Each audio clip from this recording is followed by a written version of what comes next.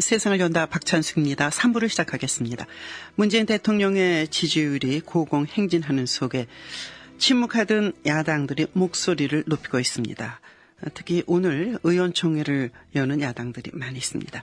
그런 가운데 호남을 기반으로 한 국민의당은 지난주에 박주선 국회 부의장을 비상대책위원장으로 뽑았습니다. 박주선 체제가 닻을 올렸다 이렇게 보여집니다. 박주선 광주광역시의 동구 남구 을 지역을 두신 비상대책위원장을 만나겠습니다. 안녕하십니까? 네, 안녕하십니까? 네, 비상대책위원회가 해야 될 일은 어떤 겁니까? 당헌상 비상대책위원회는 당 대표 권한을 행사하도록 되어 있거든요. 네네. 그렇기 때문에 정상적인 상황이 되지 않는 위기적 상황에서의 당 대표 역할을 하고 있다고 생각해 주시면 되고요. 네네. 이제 당을 바로 세우고 또 국민의 지지와 또 여망을 네. 모으는데 역할을 해야 된다고 생각하고 있습니다. 네, 정치적으로 여러 역경을 겪고 여기까지 오셨기 때문에 박주선 위원장은 뭐 정치권에서는 말하자면 신하처럼 통하시는 분인데, 그러나 현실적으로 40석의 의원을 갖고 있지 않으십니까? 네. 더불어민주당하고의 관계 설정, 아주 날카로운 야당으로만 자리매김할 것이냐, 호남을 놓고 뭐 쟁투한다 그럴까, 그리고 민주당과의 관계 설정을 어떻게 할 것인가 고민이 깊으실 것 같은데요. 저희들은 창당에서 출발할 때부터 네. 대한민국 국회에서의 생산적 건전한 정치를 하겠다 네. 하는 것을 목표로 출발했습니다. 네네. 협치에 의해서 권력의 남용과 사유화를 막고 네. 권력을 군림과 또는 독주에서 네. 겸손과 상생의 방향으로 행사할 수 있도록 유도를 하겠다 이제 목표를 세웠는데요. 네네. 저희들은 더불어당이 됐든 어느 당이 됐든 간에 국회에서 논의하는 과정에서 네. 국익에 도움이 되고 국민에게 보탬이 되는 일을 한다면 네. 기꺼이 함께하고 또 앞장설 용의가 있다. 그 대신 지금 인사청문회에서처럼 네네. 대통령이 약속한 공약을 스스로 파기를 하고 취임사에서 공약을 지키겠다고 그렇게 다짐해놓고 그 다짐을 헌시작처럼 버리고 네. 또 적폐청사를 한다고 그렇게 말씀하신 대통령이 적폐를 만들고 있는 이런 현실에 대해서는 네네. 저희 야당 입장, 특히나 지금 교섭단체가 구성되어 있고 다당제에서 협치를 하는 데 있어서 주도적인 역할이 네. 국민당이 하도록 국민은 좀 염망하고 계시는데 네. 그런 역할을 좀 앞장서서 해야 한다고 저는 생각하고 있습니다. 네네. 즉 말씀은 이낙연 총리 후보자가 보여준, 그리고 여타의 다른 이제 지명자의 위장전입 문제를 지금 말씀하시는 것 같은데 어떻게 하실 겁니까? 네.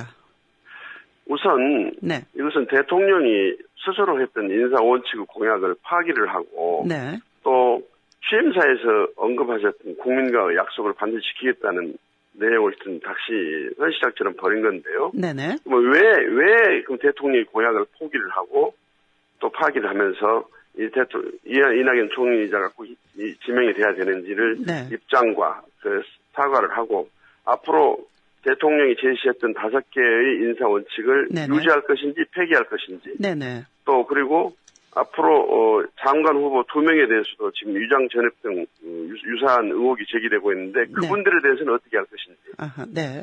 또 그리고 저희 야당 입장에서는 국정을 발목 잡는 게 아니라 네네. 대통령이 선거 때 공약한 내용을 지키도록 오히려 견인하고 독려를 해야 될 그런 임무와 네네. 책임이 있는데 지금 잘못된 그것도 공약의 내용이 잘못된 것이 아니라 공약을 파기한 것 자체가 국민적 비난을 받는 이 내용을 국회가 용인을 하고 동의를 한다면 앞으로 대통령 공약 파기에 대해서는 국회 역할이 뭐가 있느냐 네네. 이런 점을 한번 생각할 필요가 있다고 생각합니다. 네.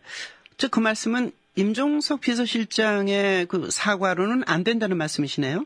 임종석 비서실장은 사과가 아니라 네. 인사를 하는 과정에 있어서 지금 이런 상황이 오게 된 불가피성을 설명하면서 네네. 그냥 이런 문제가 있어도 대통령 공약이 위배가 되지만은 이대로 나가달라 이런 취지입니다. 네. 그것은 국민이 동의하기 어렵죠. 네. 앞으로 대통령 공약을 지키도록 감시를 하면서 독려를 해야 할 국회 입장에서는 네. 반드시 짚고 넘어갈 문제다. 물론 네. 총리 문제가 이게 하루빨리 뭐 동의로 가지 않으면 네. 내가 구성이 어려워서 국정 표라는 것도 있지만 그러나 네. 이 대한민국 총리라는 직책이 최고위 공무원인데 네네. 아무렇게나 실정법 위반이 있고 하더라도 그대로 국회에서 통과를 시켜준다 한다면 네네.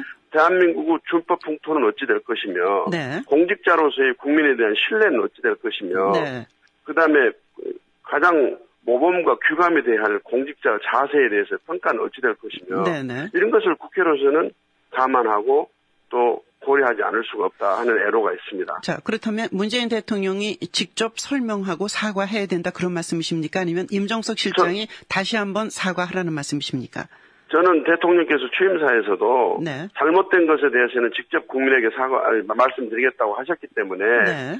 환호받는 자리에만 나타날 것이 아니라 잘못된 부분에서 진솔하니 사과하는 자리도 대통령은 국민 앞에 나타나야 한다고 생각하고 있습니다. 네. 물론 국정을 처리하는데 바쁜 대통령이 일일이 사과를 전부 다 본인이 해야 되느냐 하는 것은 또 문제가 있을 수 있어요. 네. 네. 그래서 대통령이 비서실장을 시켜서 사과를 할 수도 있다고는 보지만은 네. 굳이 대통령이 비서실장을 시켜 본인이 사과를 안 하겠다는 저희는 이해할 수가 없고 네. 두 번째 지난번 임 실장이 했던 그 사과는 사과 내용이 아닙니다. 설명이었다. 예. 변명이었다. 네.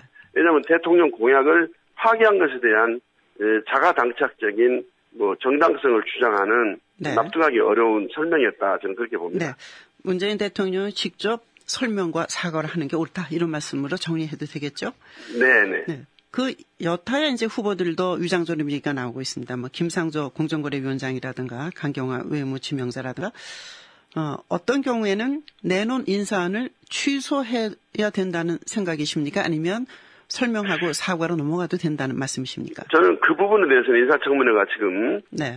시작이 되지 않았기 때문에 네. 똑같은 실정법 위반이라도 죄질에 따라서 또는 정상에 따라서 네. 기소유예 처분을 받는 경우도 있고 구속돼서 재판받아가지고 실형받는 경우도 있고 그렇기 때문에 네네. 이제 청문회에서 그것은 따져봐야 되겠죠. 그래서 네. 여기서 성급하게 그분들에서 내정 철회를 하라 이런 말씀을 좀 드리고 싶지 않습니다. 그런데 예. 문제는 이와 유사한 내용의 위장 전입이 확인이 됐을 때는 어떻게 해야 될 것이냐 네, 네. 하는 부분에 대해서는 대통령이 반드시 국민 앞에 설명을 해 주셔야 되는 거 아닙니까? 네. 자, 그런 가운데 어제 국정기획자문위원회가 이제 인수위원회의 성격을 갖고 있는데 이 정부가 정말 어려운 가운데 출범을 했기 때문에 새로운 그 안이 필요하다 이런 얘기를 김진표 위원장이 했습니다.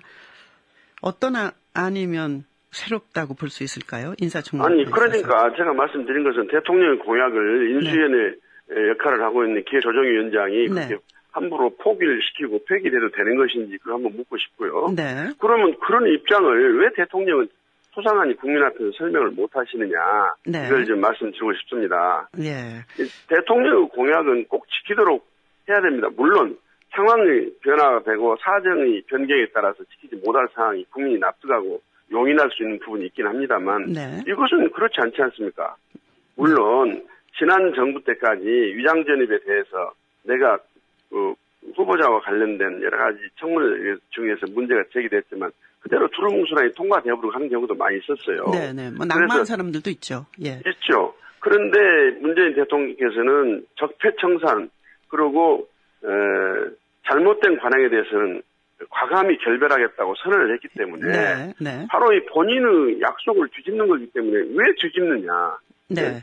뒤집은 다음에 앞으로 어떻게 공직 임명과 관련해서는 어떤 기준을 제시할 것이냐. 네. 그다음에 총리에 대해서는 왜 반드시 여기가 국회 동의가 돼야 되는 것이냐 하는 것을 설명을 해야 될 거 아닙니까? 내정할 때는 국민 앞에 나와서 설명했으면 네. 이 문제가 이렇게 얽히고 설켜졌으면은 본인이 더 나와서 설명을 하셔야 된다고 봅니다. 왜냐하면 네. 이 문제는 문재인 대통령께서 자승자박을 하고 있기 때문에 결자 해지 차원에서 나서야 됩니다. 마치 야당이 이 문제를 정당하게 주장하고 있음에도 빨리 해주지 인사청문 절차를 진행하지 않는다 그래가지고 국정 발목 잡기라고 이렇게 또 비난하고 그러는데 어떻게 국정 발목 잡기입니까? 그러면 인사청문 제도가 왜 필요합니까? 네. 야당의 역할은 뭡니까 그러면? 네네. 알겠습니다. 국민의당 비상대책위원장을 맡으셨는데 어떻습니까? 안철수 전 후보의 지금 행보, 이제 전국을 다니면서 뭐 낙선 인사 또 뭐 위로 인사를 하고 있는데, 안철수 전 후보는 앞으로 어떤 정치적 입장을 가져야 된다고 보십니까? 본인이 이제 대선 패배에 대해서 네. 여러 가지 자성을 하면서 재기를 위한 숙고 시간을 갖고 있는 것으로 알고 있습니다. 네네. 어찌됐거나 안철수 후보는 국민의당의 정치적 자산인 것만 틀림이 없고, 네.